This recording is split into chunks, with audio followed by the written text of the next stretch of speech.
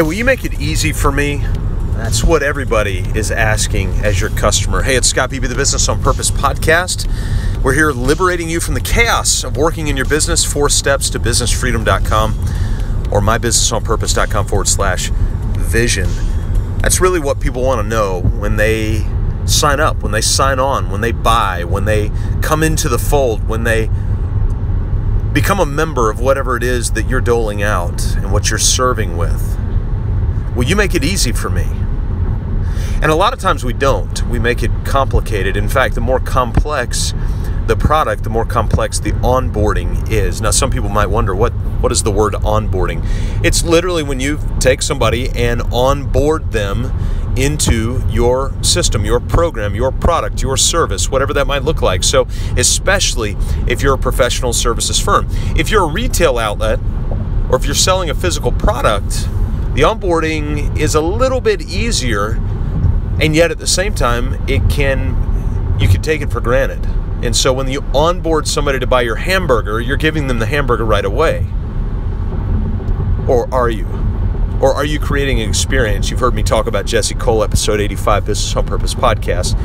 He owns the Savannah Bananas baseball team down in Savannah, Georgia.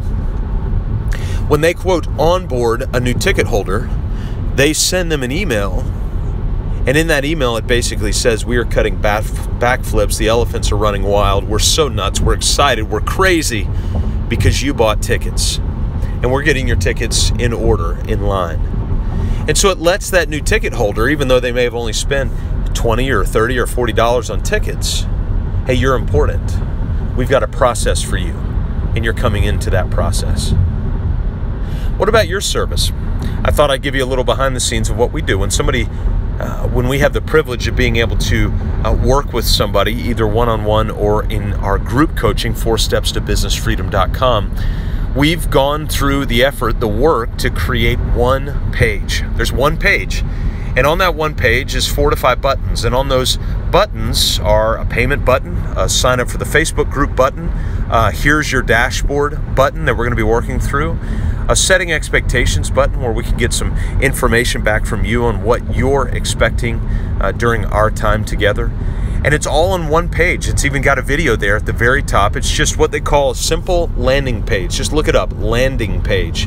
One of the landing pages that we use are called Ontra pages, O-N-T-R-A pages, all one word. I think if you go to ontrapages, either .com or .net, I'm assuming the offer is still up there, but we use their paid service because it's also our background database and a variety of other things that we use it for. But they've got a free service where you can just simply use a couple of their onboarding pages, or landing pages that you can turn into onboarding pages.